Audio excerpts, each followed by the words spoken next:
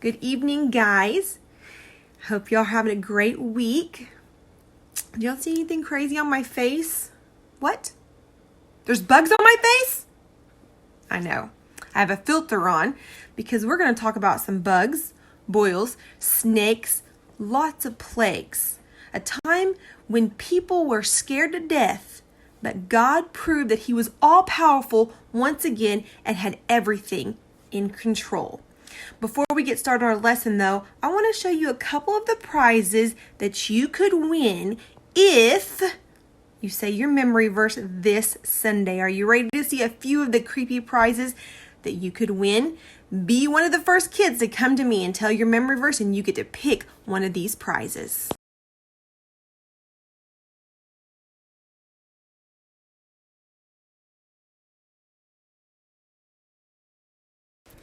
Whew, finally got rid of those bugs. They were driving me crazy. Great. Now I got blood on my face. Well, before we get into the lesson, let's talk about our memory verse. 1 John 4:4. I'm going to say it and I want you to repeat with me. Are you ready? But you belong to God, my dear children.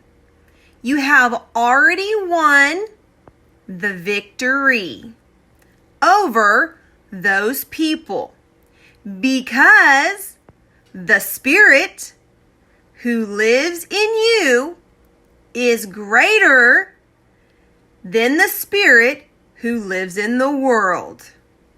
Very good. I hope you were saying that with me. Now remember, this Sunday, be the first kid to come to me, say your memory verse without any mistakes, and you get to pick one of the first prizes. Now you've seen 3 of them. I'm going to have a few more surprise prizes. So you get to be the first one to pick them. As you come to me, you get to pick your prize, okay?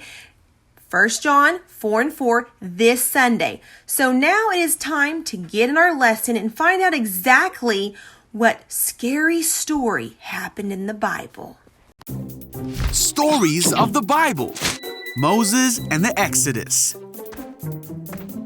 This is Moses, who was an Israelite born in Egypt in a time when Israelite boys were not supposed to live. Wait, huh? Moses, however, grew up in the palace of the Pharaoh, the very man who was enslaving the Israelite people. When Moses grew up, he made a big mistake. Uh-oh. So Moses ran away from Egypt to the land of Midian. After many years, an angel of the Lord appeared to Moses and told him to go back to Egypt to free the Israelites. After much protesting, God granted Moses his brother Aaron to speak on his behalf. So Moses went to Egypt. And on his way there, he met Aaron, who was ready to do whatever God wanted him to do. The Israelites were slaves to the Egyptians, but God had a special plan for Moses. Hey, everyone, huh?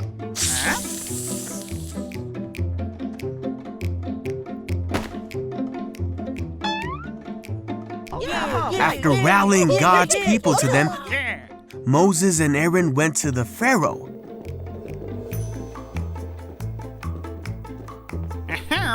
And said, "This is what the Lord, the God of Israel, has said. Let my people go."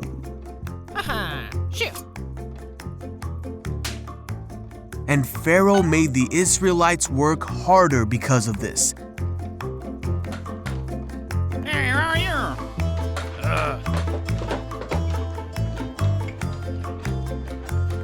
Huh? The foremen of the Israelite slaves were angry with Moses and Aaron for causing this trouble. So Moses cried out to God and asked why this was happening. But God said, "You will see what I will do. I am the Lord. I will deliver you from slavery." Wow, okay. Hey! Moses told this to the people, Hey! but they were so discouraged that they didn't listen to him. God told Moses to go to Pharaoh and to do exactly as he said. So Moses and Aaron went to the Pharaoh. Hey! God told them to take the staff and throw it down before Pharaoh. Huh? Pharaoh was not impressed. He called his wise men and sorcerers, and they did the same thing. Hooga, hooga. But Aaron's staff swallowed up the sorcerer's staff. Yet Pharaoh's heart was hardened, and he would not listen to them. Shoot, shoot. Just as God had said. Then the Lord said to Moses, "Go to the banks of the Nile River and meet Pharaoh." Hey, Pharaoh. Oh, man. Moses and Aaron did just as God had said. Oh. But again, Pharaoh's magicians did the same miracle, and Pharaoh refused to let God's people go. So God sent 9 more plagues to Egypt to show his power.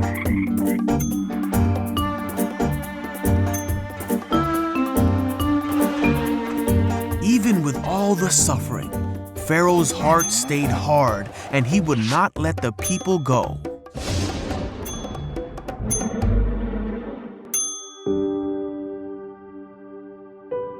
On the night of the last plague, Pharaoh woke up and heard a great cry in Egypt. Oh, no.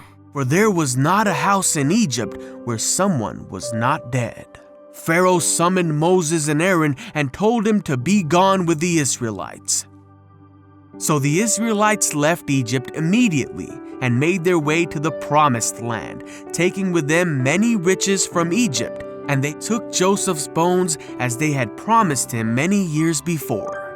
But after they had gone, Pharaoh changed his mind and readied his army to take back the Israelites.